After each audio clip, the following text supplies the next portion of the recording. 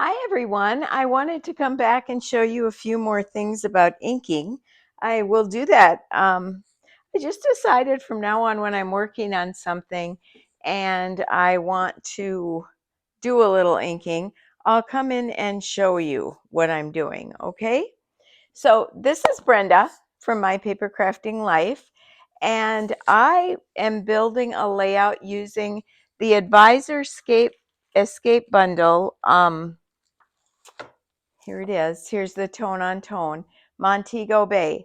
I was able to earn this as part of earning the Advisor Escape, and I also have some for sale on my website. So if you like what you see, you can head over there and then you'll automatically get the workshop. So I built the base page, and isn't this punch awesome? I love this border punch. And I was able to put some light blue behind there and keep the sun. It was just a really fun addition to the page. And now I decided I wanted to put a little sponging behind the sun and around the trees, okay, so that the palm trees, so that it looks like we have a little bit of sand. So I'm going to use my Toffee Crunch for the sand and my matching blending brush. Okay, and then I'm going to use my dandelion ink and matching brush for behind the sun. Okay, so what I want to do is just basically put some ink. I'm going to blend some ink into the paper right here.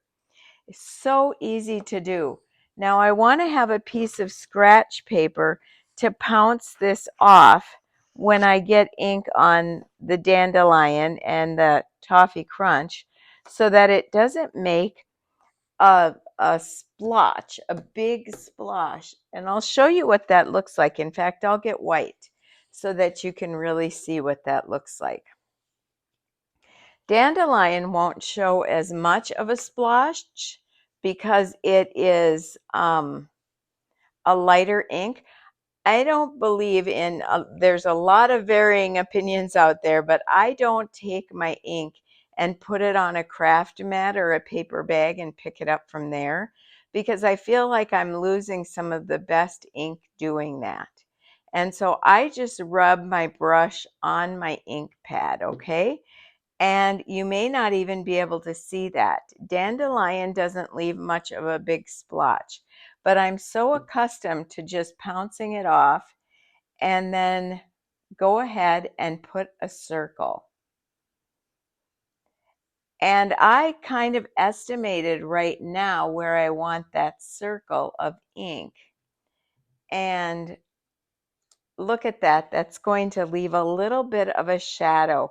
I think I want a little more here and a little more there. So I'm going to put some up here and down here. And let's grab some ink again. I'm just rubbing it into the brush. When I use blending brushes, I use them at the head. I do not use the handle. You have so much more control when you use it at the head. Now I'm going to blend a little bit right here, and then I'm going to blend a little bit right here. I might need a little more.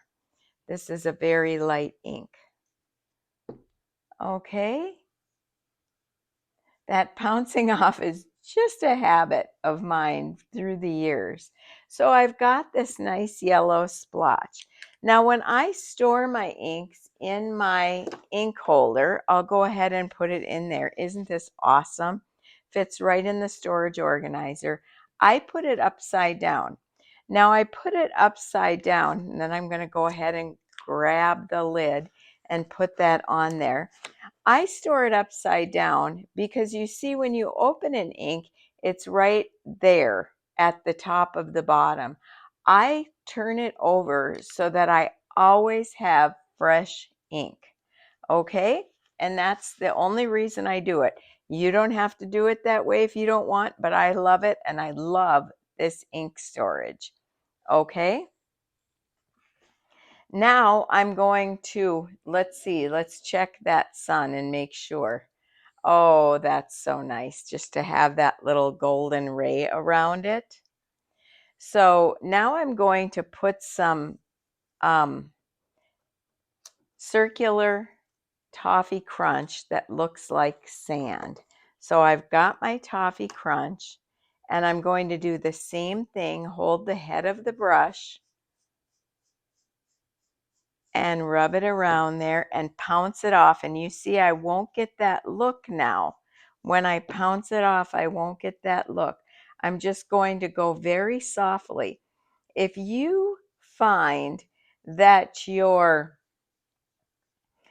ink is too heavy on the page, you're using the brush too heavily. Okay? One thing I always teach is you can always add more, but you can't take away. Once you've got ink on the paper, it's there. And so I'm just rubbing this in a circular motion. You'll find out that a circular motion gives you a nicer blend.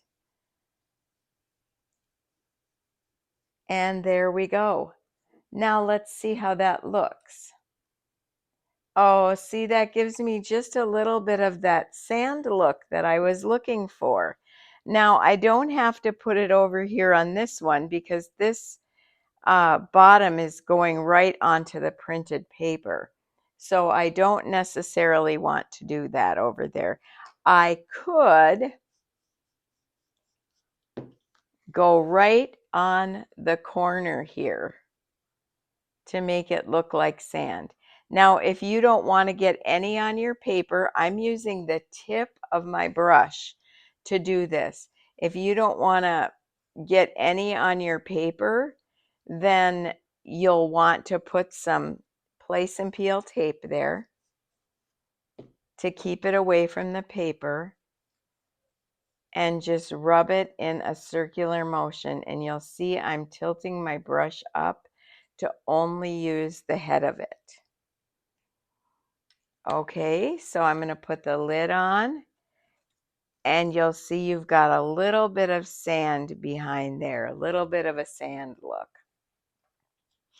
Now, one thing that people come to me and say is that, Brenda, I put tape down and I still have too wide. It still goes off the stencil or whatever they're doing. If you noticed, I'm going to move this one right here and bring this in. If you noticed when I was using this Toffee Crunch, here I am grabbing it at the head again to get that in there firmly. I was using small circular motions, very small circular motions. I've got some Teal Zeal over here, so I'm actually going to grab that because I think you'll see a little better. So I've got our darker Teal Zeal because somewhere in this workshop, Teal Zeal is going to be really beautiful. And I'm going to rub my ink at the top, holding the brush at the top so that I can get it firmly. If I'm doing this, I'm not going to get the ink that I want. I can push a little harder and get a good coverage of ink. It's really important to brush Teal Zeal off. And now I'm going to lightly do small circular motions. What I want you to do if you are getting too hard of ink on your paper, I want you to practice this. Just pull out a piece of white that you won't need. It's only cardstock, you guys. You can take it and practice with it. Don't practice with typing paper because you won't get the same look.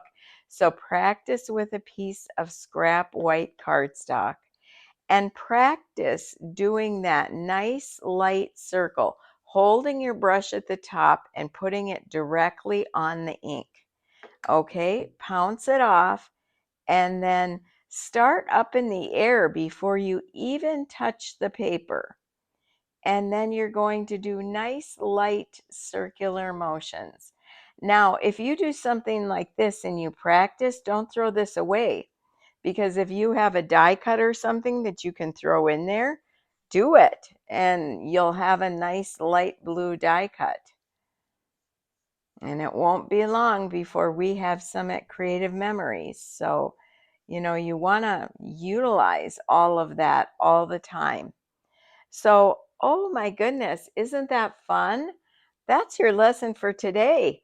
I hope that you really enjoyed this session of Inking with Brenda. And if you have any questions at all, please don't hesitate to leave them in the comments. Thanks so much.